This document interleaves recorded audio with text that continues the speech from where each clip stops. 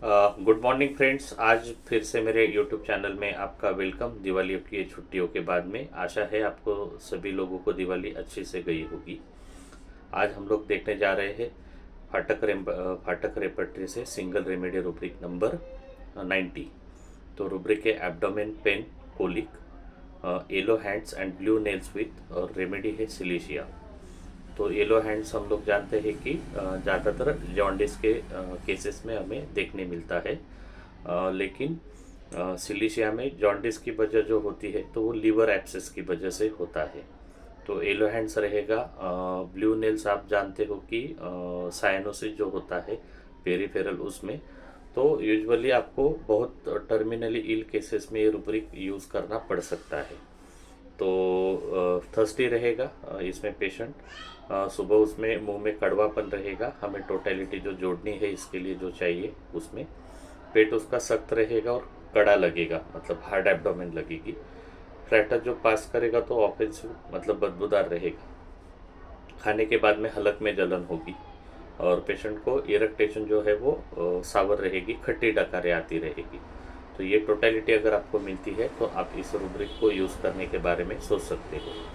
अगला जो रूब्रिक है रूब्रिक नंबर 91। तो उस पे जाने से पहले एक इम्पॉर्टेंट अनाउंसमेंट है दोस्तों। मेरा जो भी डायरिया के ऊपर एक वेबिनार होने जा रहा है उसके बारे में, तो उसका भी 10th ऑफ नवंबर, यही महीने के 10th ऑफ नवंबर से शुरू होने जा रहा है। इसमें 4 या 5 40 मिनट्स के सेशन रहेंगे जूम में, जिसकी रिकॉर्डिंग 2 महीने के लिए आपको मिलने वाली है। जो लोग 9 तारीख तक ज्वाइन करते हैं तो उनके लिए फ़ीस है अभी 2000 rupees for all the webinars. मतलब डायरिया में जो भी लगेगा, 4 वेबिनार या 5 वेबिनार, या जो भी टाइम लग जाएगा, ज़्यादा भी लग सकता है, तो उसके लिए फ़ीस रहेगी 2000।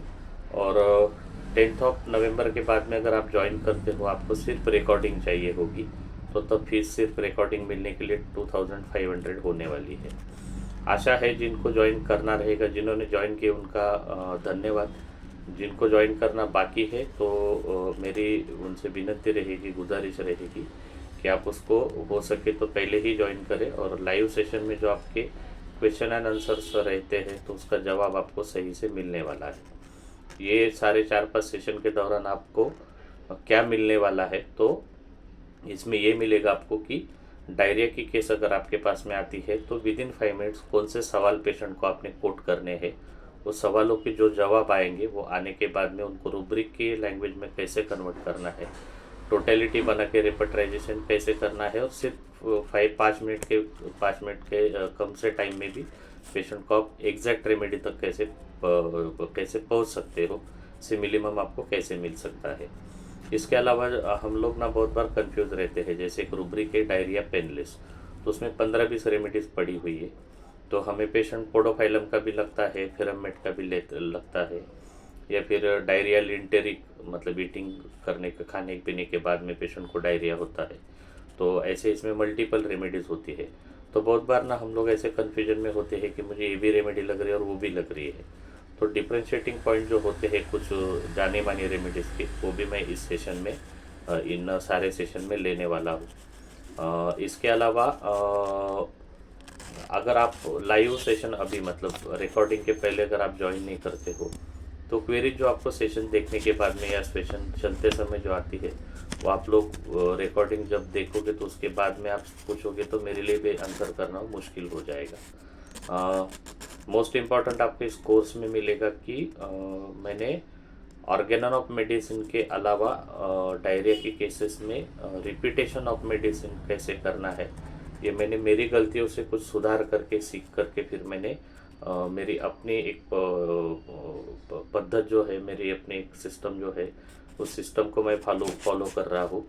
और पिछले 3 साल से मुझे अभी तक के उस तरीके से रिपीटेशन करने के बाद में फेलियर नहीं मिला है, तो वो भी मैं आपको देने वाला हूँ। मेरा प्रयास डायरिया के बारे में आपको 100% देना है, जिसमें फाटक रेपर्टरी के अलावा भी मैं आपको कुछ चीज़ें बताने वाला हूँ जो अभी तक के मैं अलग अलग बुक्स या अलग अलग टीचर्स और मेरे खुद के क्लिनिकल एक्सपीरियंस से सीखा हूँ। तो आशा है कि आप लोग इस कोर्स में ज़रूर एनरोल करेंगे। तो 2000 रुपीज़ फीस है, लास्ट डेट है 9 नवंबर।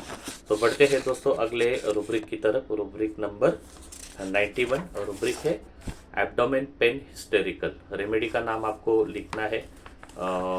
रेमेडी, ये रेमेडी ना हम लोग ज़्यादातर चेस्ट कंप्लेंट में, चेस्ट वीकनेस में बहुत बार यूज़ करते हैं। लेकिन इस रेमेडी के बारे में सिंगल रेमेडी रुब्रिक और भी है अपने फाटक रेपर्टरी में, वो भी मैं अभी डिस्कस करता हूँ।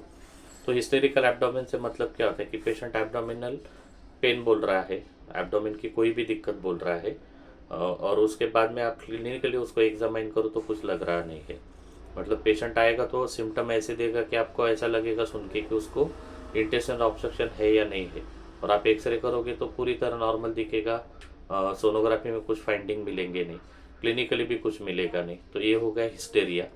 लेकिन ये रूब्रिक ज़्यादातर तब यूज़ होता है कि स्कूल में जाने वाले जो बच्चे रहते हैं, तो बहुत बार वो एग्ज़ाम है या स्कूल का होमवर्क नहीं किया है, तो स्कूल जाने के पहले उनको स्कूल बंक करनी है या वहाँ पे पनिशमेंट मिलेगी, या चाहे जो वजह हो, ऐसी वजह की वजह से वो जब स्कूल को बंक करना चाहेंगे और बंक करने के लिए वो बहाना बनाएंगे पेट दर्द का बार बार, तो तब आप ये pen abdomen pain hysterical rubric और इस रेमेडी के बारे में सोच सकते हो। अगर छोटे बच्चे हैं तो बहुत ही छोटे बच्चे अगर है तो टॉडलर्स अगर है तो वैसे केसेस में आप इनको बच्चों में आपको एक लक्षण दिखाई देगा कि उनको कंधे पर लेकर अगर घूमेंगे तो आराम मिलेगा। यही लक्षण आपको कैमोमिला में भी देखने को मिलता है, लेकिन कैमोमिला में एब्डोमेन हिस्टेरिकली पेनफुल नहीं होता है। वैसे ये दवा में कॉन्स्टिपेशन एक जो रूब्रिक है कॉन्स्टिपेशन मंडे करके है, इसमें ये रेमेडी सिंगल है। तो आपको रेमेडी का नाम और पेज नंबर कमेंट सेक्शन में ज़रूर लिखना है।